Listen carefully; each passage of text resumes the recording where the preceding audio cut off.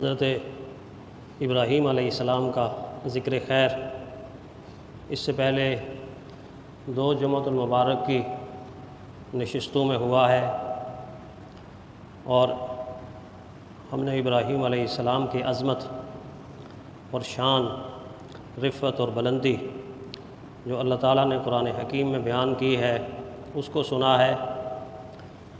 پھر ابراہیم علیہ السلام کی ذات کے حوالے سے دعوت یعنی دعوت دین کے آداب اور دعوت دین میں داعی کا انداز گفتگو، اس پر کچھ باتیں عرض کی تھیں۔ آج کی اس نشست میں حضرت ابراہیم علیہ السلام کی زندگی کا وہ پہلو جو ایک پہلو نہیں ہے بلکہ آپ کی ساری مبارک زندگی پر محیط ہے، یعنی ساری زندگی اس کے ساتھ وابستہ ہے، وہ کون سا پہلو ہے، وہ کون سی صفت ہے، اور وہ کون سی ادا ہے جو ابراہیم علیہ السلام کی زندگی میں قدم قدم پر نظر آ رہی ہے۔ وہ ہے اللہ تعالیٰ کے دین کی خاطر آزمائشوں کا سامنا کرنا، امتحانات سے گزرنا، اور امتحان اور آزمائش بھی وہ جو اللہ تعالیٰ کی طرف سے ہو۔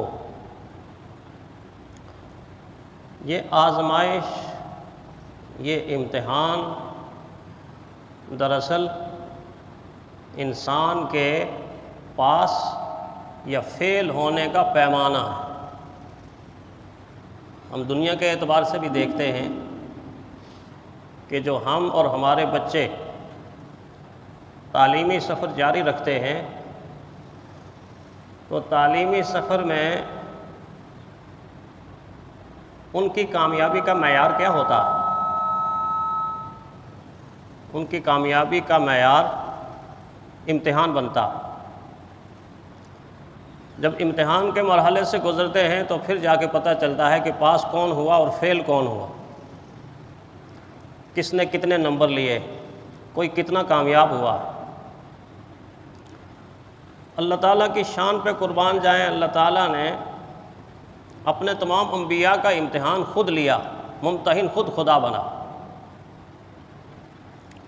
اور تعجب کی بات یہ، حیرت کی بات یہ ہے کہ اللہ کے 1,24,000 کم و بیش انبیاء میں سے ایک نبی بھی ناکام نہیں ہوا، سارے کامیاب ہوں گے۔ کوئی بھی اپنے مشن میں معاذ اللہ فیل نہیں ہوا، سارے پاس ہو گئے۔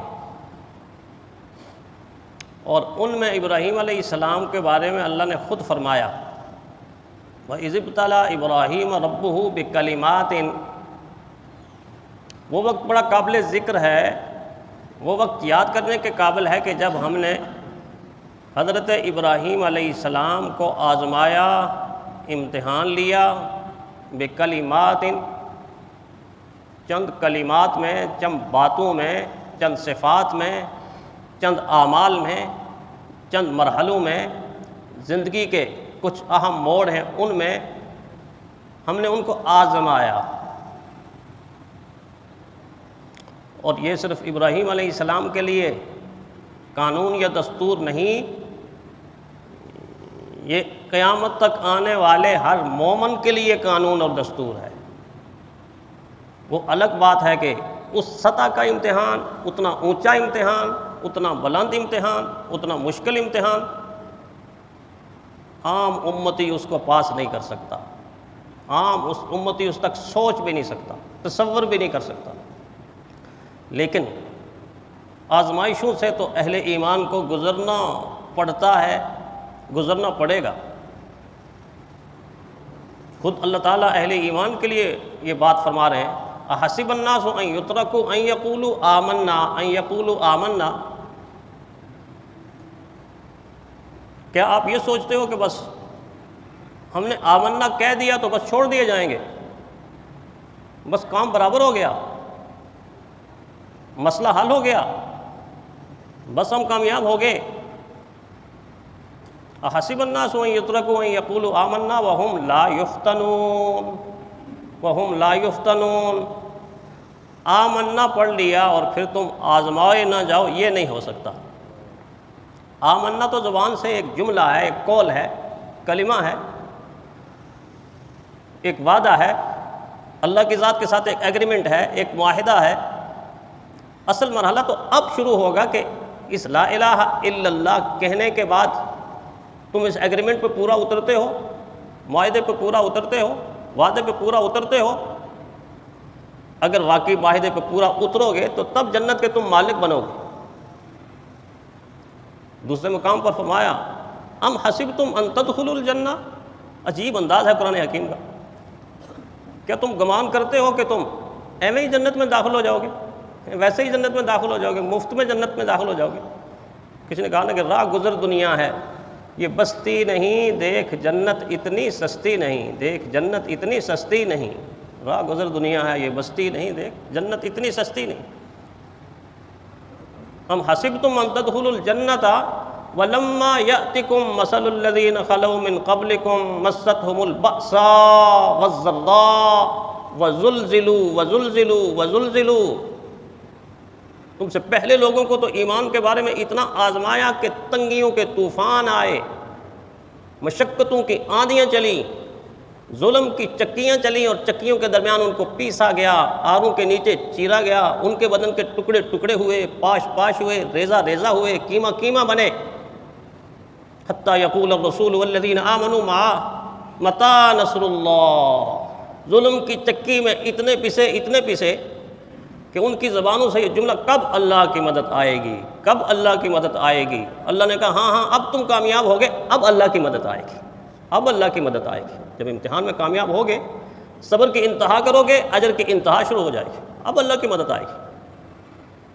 ہم نے تو معاذ اللہ دین کو، کلمے کو، ایمان کو ایسے سمجھایا کہ بس جس طرح دنیا کا کوئی کھیل تماشا ہوتا ہے، معاذ اللہ یہ تو بڑی مشکل سیڑھی ہے، بڑا مشکل راستہ ہے، قدم قدم پہ آزمائش ہے، نظر نظر پہ آزمائش ہے، نفس نفس پہ آزمائش ہے، زندگی کے ہر ملحے پہ آزمائش ہے۔ ابراہیم علیہ السلام کی آزمائش ایک نہیں ہے، ویسے تو زندگی کا ہر لمحہ آزمائش کا لمحہ تھا، لیکن 30 صفات ایسی تھیں جن میں ان کو اتنا آزمایا کہ ان کی ایک ایک آزمائش دیکھ کے انسان کے رونگٹے کھڑے ہو جاتے۔ 30 صفات میں ان کو آزمایا۔ اللہ تعالیٰ نے وہ 30 کی 30 صفات قرآن حکیم کے اندر بیان فرمائیں، 10 صفات سورہ توبہ کے اندر بیان فرمائیں، 10 صفات سورہ احزاب کے اندر بیان فرمائیں، 10 صفات سورہ مومنون کے اندر بیان فرمائیں۔